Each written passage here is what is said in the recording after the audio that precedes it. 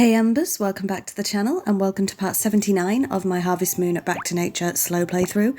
So we're starting off on day 12 of spring, year 3. So let's start with our normal morning routine.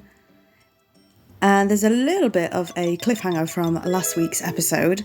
I'm trying to make it sound so exciting, aren't I? Obviously we had the things that happened last episode. I don't want to spoil it too much, and we need to see if that has affected our animals in any way. So it's going to be raining tomorrow, but I think the horse is still in the barn, luckily. Not the barn, the stable. We do have a mini festival at this part as well, but it's not really sort of spoken about too much.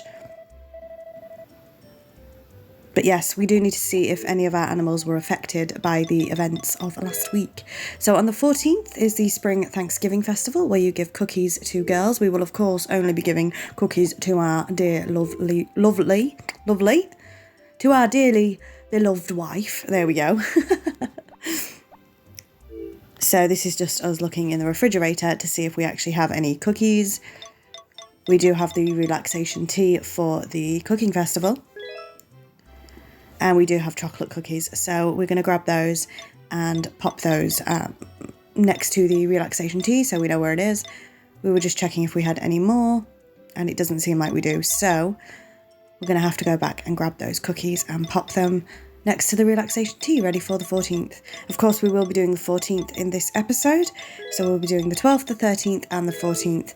Hopefully no nasty surprises, or nice surprises, this episode, like there was last week. So as you can see, our potatoes have grown in, and our strawberries and cucumbers have also all grown. Wonderful stuff. We do also have a bit of a fence there that we need to repair, but our first speed up of the episode, taking care of the chickens. Now we do have eggs, which isn't really an indication of anything, because if anything had gone wrong, these would be the eggs we didn't pick up from last time. So the real test will be tomorrow in regards to the chickens, whether they produce any eggs. So we're going to feed the fish and grab the honey, of course. And another speed up into the hothouse. And unfortunately, nothing has grown in just yet. We did miss 3 days of watering in the hothouse though, to be fair. So back out again. Let's go and check in on Binky the horse.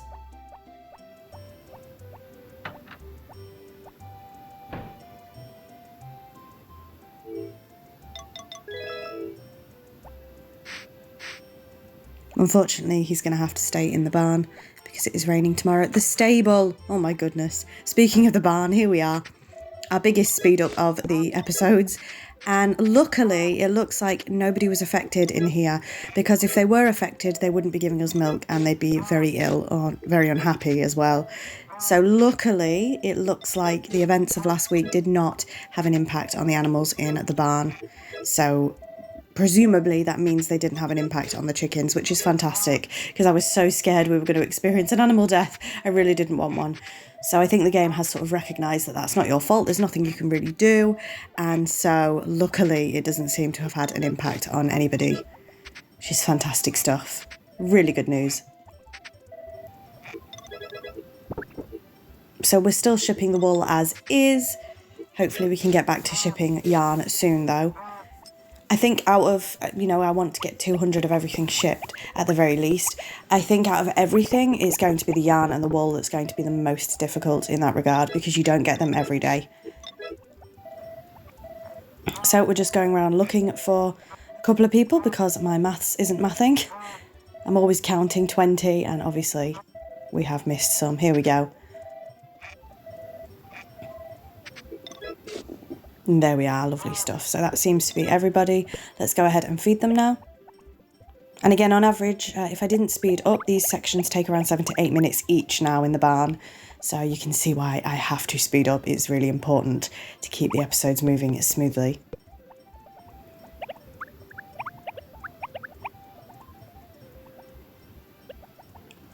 Lovely stuff. So with that, is there going to be another speed up? Yes, there is. While we pick everything.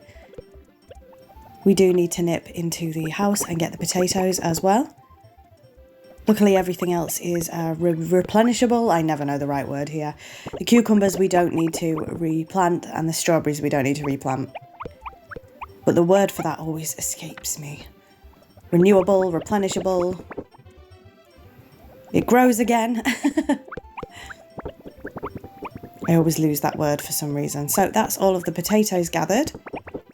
So we do need to nip into the house. I think that's what we're doing now. No, we're heading out because we're trying to see if a random event will happen. Potentially one of our last random events of this series, to be honest. I think there are a few more, but don't quote me. We're just going to have a word with Rick. He's not saying anything different, really. But he's a married man now, of course, Rick. Almost everybody in this village is married now.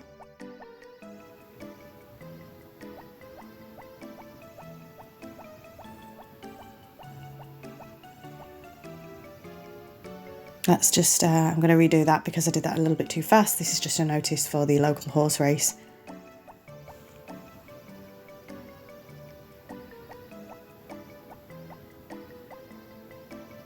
So here I am just waiting for 11:30, I believe. Should have cut this out really, but never mind, we've done it now. To see if a random event will happen.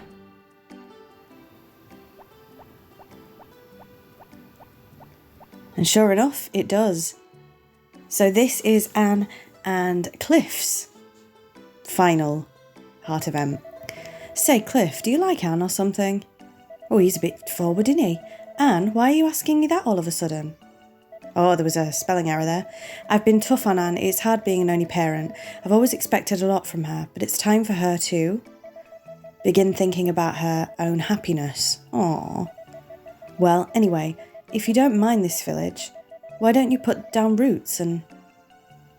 Wait a second, I like Anne, honestly, and this village too, of course, but I don't know what Anne thinks of me.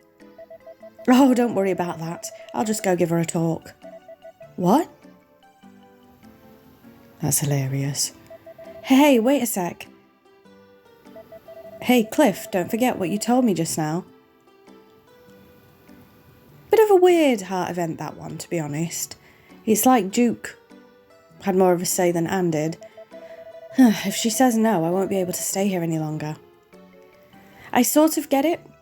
I understand the idea of the father figure taking on a more active role when it comes to proposals and things like that. However, I think the other heart events definitely had more involvement between the two couples. So Anne doesn't have anything new to say, unfortunately. So let's go see what Cliff has to say. Say, what if I said I would stay here at the inn? I don't mean anything serious. It's just this village. It's grown on me, that's all. Yeah, I mean, I think that's probably my least favourite out of all the marriage heart events, to be honest. But it's done now, so Cliff and Anne will be getting married. So I mentioned earlier that almost everyone in the village is married. I do want to do a little analysis of that while we're on the way back to the farm. So Saibara, you never hear about his relationship, that's the blacksmith. However, he has a grandson, which is Grey, so he must have had a relationship in order to have a grandson. You can hear my bunny rabbit really chewing on that cardboard. I'm so sorry if you heard that loud noise. This is something a little bit exciting. We'll get back onto our marriage discussion in a moment. Mary now, of course, is married to Grey. This is the last place that we haven't been in this playthrough, and we can finally go upstairs in Mary's house. So, lots of village knickknacks. So this is the first time we're getting to see this. Again, apologies if the background noise is very loud. An expensive picture book on plants. Don't touch it because you mustn't get it dirty or damage it. So this is officially all of the buildings we can go into now. A flower never seen in this village. So, like I say, we've officially seen all of the interiors of all of the buildings that you can go into. The only building you can't go into is Zach's house. I mean, technically it's not because you can't go in Kai's shack either.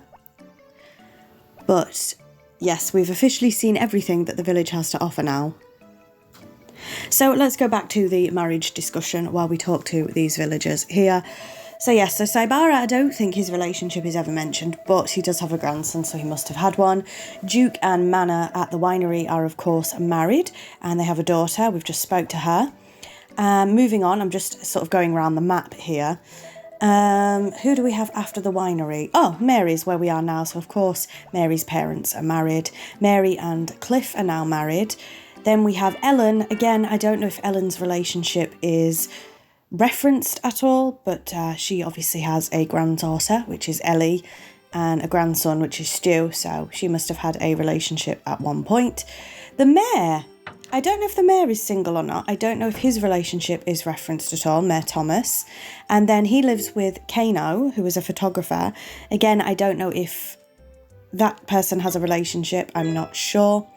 In terms of Harris as well. Oh yes, Thomas must have had a partner at one point because he has his son Harris, who is the postman. So Thomas must have had a relationship. We're just speeding up, sorting out the rest of the farm here. This is sort of a weird discussion, but I was just trying to figure out what was going on. So after that, we have the shop. Of course, Karen's parents are married. Then you have the surgery. Of course, the doctor and Ellie are now married. Now, Carter, who is the, I don't know what you'd call him, vicar? Who's the vicar? I was going to say, I don't know if he was a vicar or a priest or a pastor. I guess Pastor Carter. I don't know if he has a relationship at all. I don't know if a partner for Carter is ever mentioned, to be honest. So he may not be in a relationship. Well, this is such a weird tangent, but I'm thinking about it myself now. Of course, we have two children in the village, which are May and Stu. And correct me if I'm wrong, obviously they're too young to be in a relationship, but in a future instalment, do they mention that those two end up in a relationship? I think it might be an Easter egg where those two do end up in a relationship in the future. So the Harvest Sprites, we have no indication that they engage in relationships at all, really. So there's not too much to be said about that. Then we have Zach, who lives on the beach with Greg, who is the fisherman. Again, I don't know if either of those are in a relationship, or indeed if they're in a relationship with each other. That is something that the Harvest Moon franchise in the early days didn't really have any LGBT relationships, because it's I don't want to get too much into it, but obviously in Japan they didn't tend to put that in their games for quite a while, but I'm not going to get into the reasons for that. So a lot of the Harvest Moon franchise does not have LGBT relationships, at least in the early days. So we're moving on to day 13. I'm still going to carry on with this conversation. You've missed most of day 12 when me talking about this conversation, but I find it interesting anyway. So here we are on day 13. So who else haven't we talked about? So in the inn, you have obviously Anne's father, whose wife passed away, unfortunately. So his wife was present at one point. Of course, he's got Anne as a daughter as well, but unfortunately she's passed away. Kai, I don't know if Kai engages in any further relationships, because Kai is your rival for Potpourri. And of course, since we've married Potpourri, Kai hasn't. So I don't know about Kai. It's going to be nice and sunny tomorrow, so let's start our day. Then we have, of course, Yodel Ranch and Barley. Again, I don't know if Barley's relationship is ever explicitly stated, but he does have a granddaughter, which is May, and May references her parents a lot, actually. We don't know why her parents aren't around, but it alludes to the fact that Barley obviously had a relationship at one point. And have we done everybody? No. So the Yodel Ranch, obviously Rick and Karen are now married. Potpourri is married to us. And Lilia does have a husband, Rod, who we don't see in the game because he's currently out trying to find a cure for his wife's illness. So then finally we have Gotts, the woodcutter, and Louis, the beekeeper. Now Gotts unfortunately lost his family in a mountain accident, in a hurricane. So he did have a family and tragically has lost them. And Louis, we don't know if he has a family or not. So I think I've discussed everybody, apart from obviously the roaming characters that turn up every once in a while, such as the gourmet for the cooking festival, etc., etc. I think that is everybody covered. Obviously, Harris wants to pursue a relationship with Aya, which we've sort of discussed in this playthrough. But I think that's everyone covered from that point. So, yeah, very long conversation there. Probably took me about 20 minutes to get to the point there. Well, it was just quite an interesting thought that I had.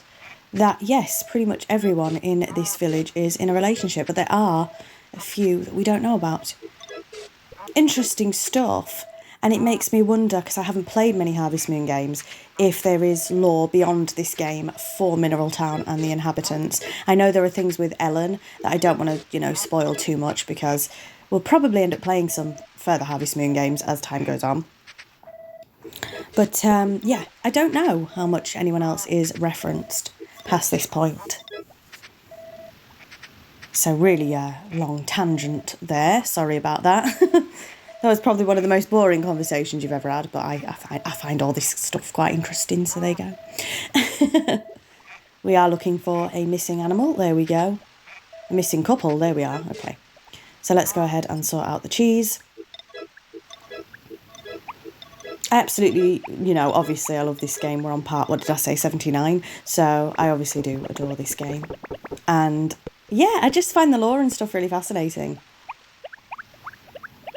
But I know not many people do. But I'm definitely like the lore person when it comes to video games. I love, researching the history of a video game and all the ins and outs of the fictional world, That's definitely me. Love it. So let's go ahead and fix up this fence. I think we were supposed to do this yesterday and we didn't end up getting round to it. But I'm sure there was a broken fence panel yesterday, unless that is a new one. So only one broken. Let's go ahead and fix that up. I feel like nobody was interested in that tangent except me, so I do apologise. But I do love this kind of stuff. So we've sorted everything out on the farm, so we are now going to cut the grass. And this will take up a lot of time. We're slowly getting there with this grass. But we can't cut it in a one-shot, obviously. There's just far too much. So the grass is going to unfortunately grow at different times, which I'm sure is going to upset a few people, but it is what it is. There's nothing I can do about that, I'm afraid.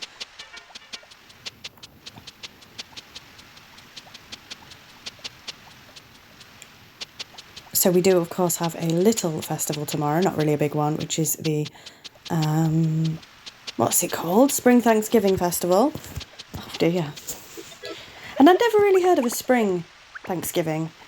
Of course, I don't know if that is a Japanese thing or an American thing. Of course, you do have Thanksgiving in America. We don't really have a Thanksgiving here in the UK. Although I think there was a study done, don't quote me though, because I don't have access to the study. I'm not going to cite it too much, but I think there was a study done where more and more people are celebrating Thanksgiving in the UK.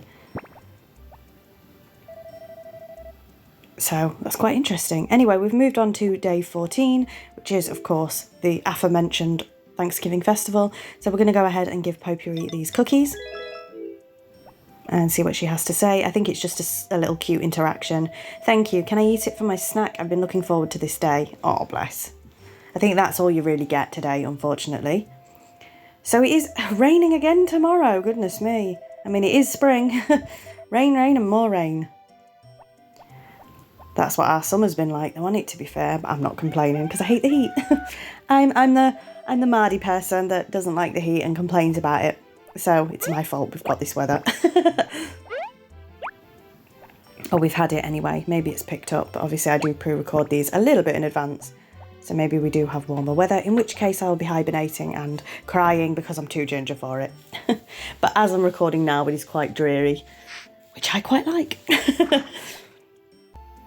So we've just taken care of the horse. Let's now move on to the barn. And again, huge speed up here.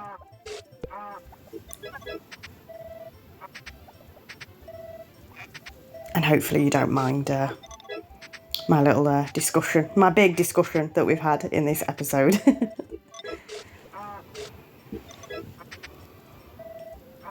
I have been known on occasion to go off on a tangent. You wouldn't have noticed with my playthroughs, would you? Of course not. As you can see, this is just how I am in real life. So at least the playthroughs aren't put on, I suppose. So this is us getting all the cows completely mixed up, but we have missed one somewhere. So this obviously takes quite a while to sort out, but there they are. And there's going to have to be a more efficient way to sort the cheese out because this takes a long time. I'm going to have to figure out a different method, I think.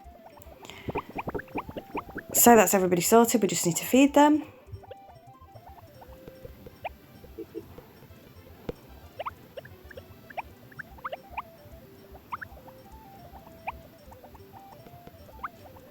And then continue on with the rest of the day. I don't think there's much on this day. They don't really do a lot for Spring Thanksgiving, unfortunately. I think they left it like that on purpose because, of course, in your first, second year, if you're not married, the girls come at specific times of the day to give you chocolate. No, that's not this. That's in winter. No, that doesn't happen today. Yeah, never mind. That's a different festival. So, yeah, this one, it's a bit lacklustre, I'm afraid. Anyway, let's move on to the chicken coop. It is, of course, our last one, though. I forgot to mention that. It is our last Spring Thanksgiving ever for this playthrough. And we did miss one birthday, I believe, last week because of what happened last week. We missed Saibara's birthday. So, unfortunately, he sounds very dull and dreary, doesn't it? But he's never going to get a birthday gift from us ever again. He probably is, just you're just not going to see it on the playthrough. So let's carry on.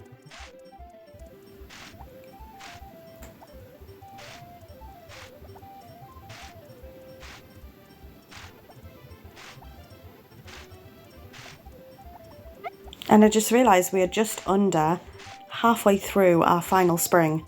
This seems like it's going by really, really quickly, to be honest.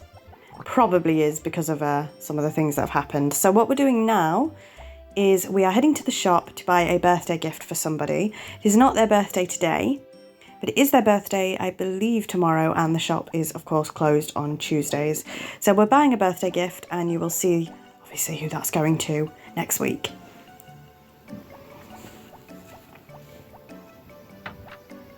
But you can probably guess who it's going to, because it's Flower.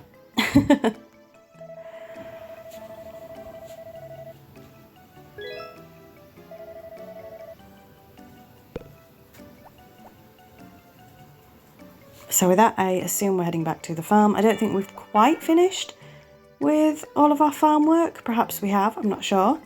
I've been too busy talking that I ain't got a clue what's going on. Sounds about right for me.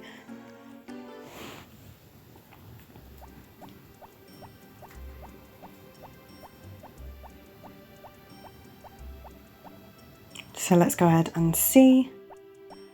So have we watered everything?